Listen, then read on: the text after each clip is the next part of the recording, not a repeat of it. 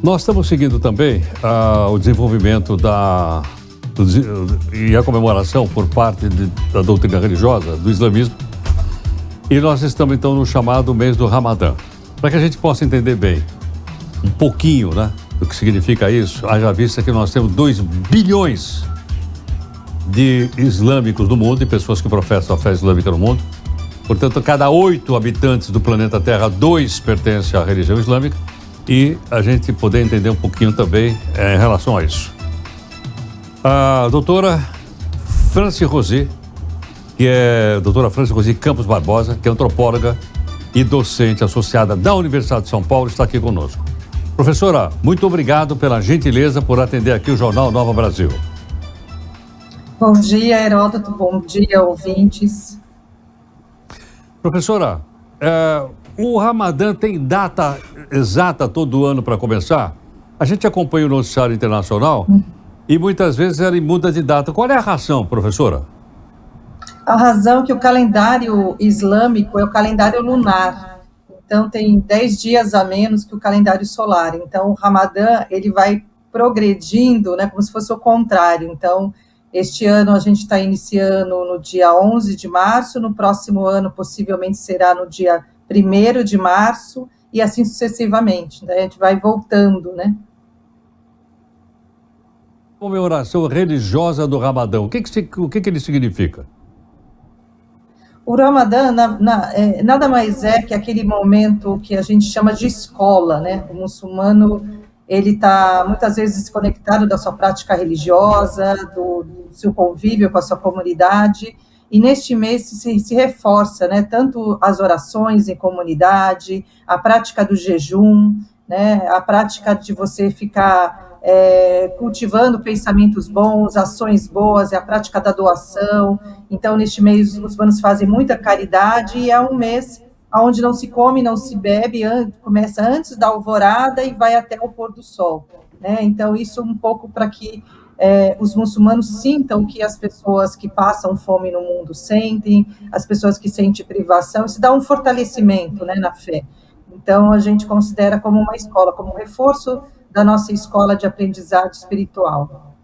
Professora, as pessoas também que professam a fé islâmica se reúnem nas mesquitas durante o mês do Ramadã, mais do que em outras ocasiões, ou não?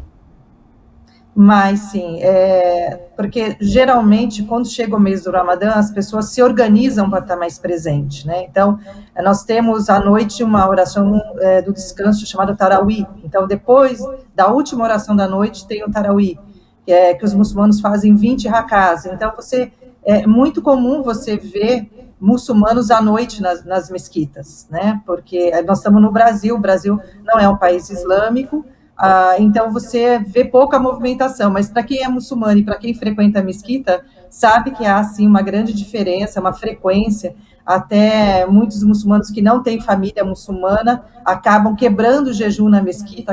A grande maioria das mesquitas serve o iftar, né, esse jantar, que é a quebra de jejum após a oração do Maghrib. Então, acaba realmente tendo muito mais muçulmanos presentes na mesquita durante o mês do Ramadã. Professora, as religiões geralmente têm os seus idiomas antigos. Durante muito tempo, o latim foi o idioma do cristianismo, do católico principalmente. Nas sinagogas é o hebraico. Nas mesquitas é o árabe. O árabe é a língua, né, a qual o Alcorão Sagrado foi revelado. E é importante dizer que o Ramadã é tão importante porque no mês do Ramadã o Alcorão Sagrado foi revelado, né? Então, os primeiros versículos foram revelados, né, foram pronunciados ao profeta Muhammad, né, para que ele pudesse transmitir à comunidade. Então, a língua árabe é a língua sagrada. Então, nós dizemos, por exemplo, o Alcorão, em árabe, é um texto sagrado. Então, você, quando vai pegar o Alcorão na mão, você higieniza a sua mão, você lava a sua mão. Então, você tem todo restrições, né, com o livro sagrado, de como manusear, como lidar com ele.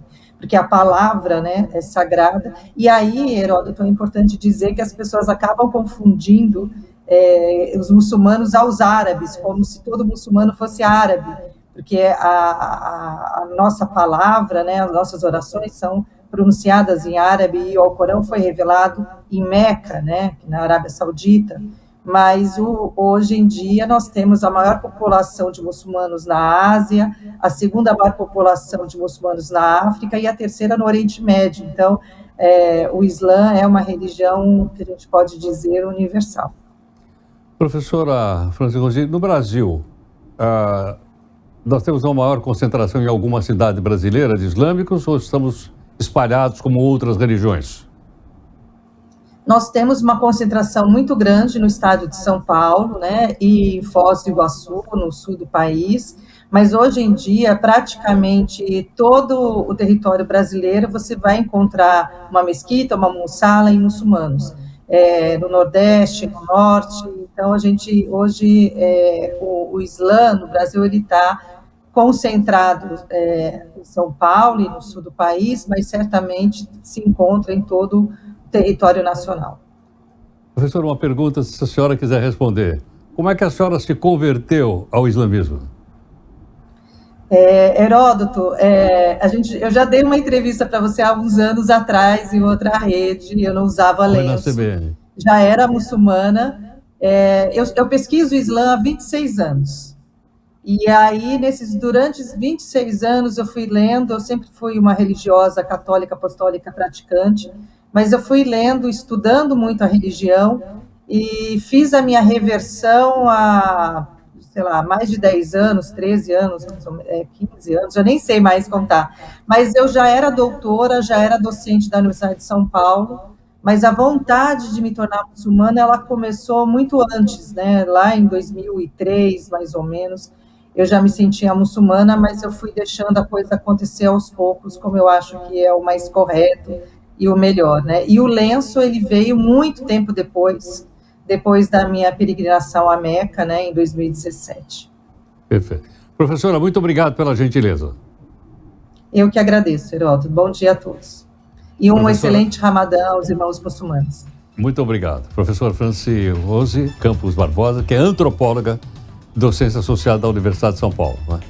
Nós temos entrevistado líderes religiosos aqui de várias religiões, porque o melhor para a paz é para a gente conhecer exatamente, né, aquilo que a gente não conhece e de maneira tão rica como foi a entrevista da nossa entrevistada.